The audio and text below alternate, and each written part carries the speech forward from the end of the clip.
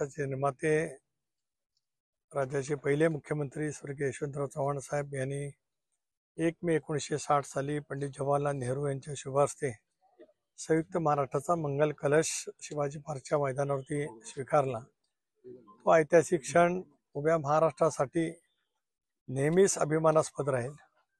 यावर्षी राष्ट्रवादी काँग्रेस पक्षाने 65वा वर्धापन दिन मुंबईच्या जांभोरी मैदानावरती 3 दिवस 1, 2, 3, 4 अतिशय उत्साहाच्या वातावरणामध्ये त्या ठिकाणी संपन्न केला। नव्या पिढीला सुद्धा संयुक्त मराठाची चळवळ 106 होतात त्यांचं बलिदान, त्याहीपेक्षा मराठी भाषिकांचं राज्य निर्माण व्हावं म्हणून ज्यावेळेला संबंध महाराष्ट्रामध्ये चळवळ उभी राहिली त्याला स्वर्गीय चव्हाण साहेब अन्न नागरिक पुरवठा खात्याचे मंत्री होते। त्यांनी त्यावेळचे मुख्यमंत्री मोरारजी देसाई यांना हस्तलिखितात स्वतःच्या हस्ताक्षरामध्ये एक पत्र लिहिलं होतं राजीनाम्याचं। ते पत्र आम्ही मधल्या कालावधीमध्ये पुन्हा एकदा त्या दालनामध्ये आम्ही लावलं। त्यावेळच्या मुख्यमंत्र्यांनी त्याला दिलेलं उत्तरही त्याच्यामध्ये होतं।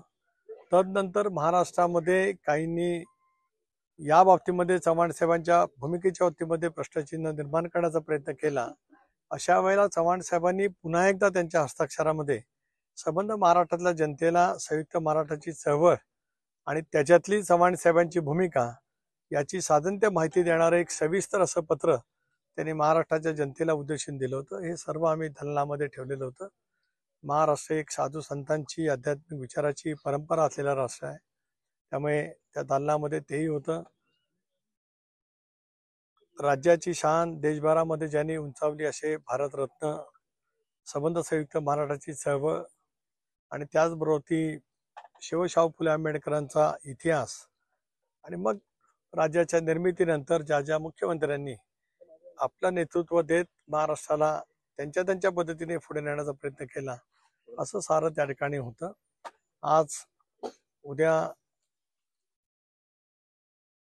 हिंदवी स्वराज्य संस्थापक अवघ्या भारताचा मानबिंदू असलेल्या रायगड किल्ल्यावरती आम्ही छत्रपती शिवरायांच्या चरणी नतमस्तक होण्यासाठी जाणार आहोत।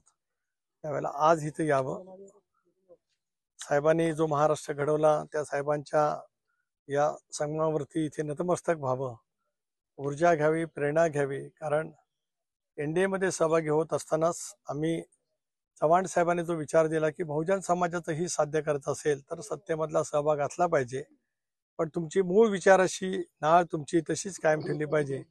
त्याच विचारधारेवरती अजितदादांच्या नेतृत्वाखाली आम्ही सगळेजण हा निर्णय घेतला।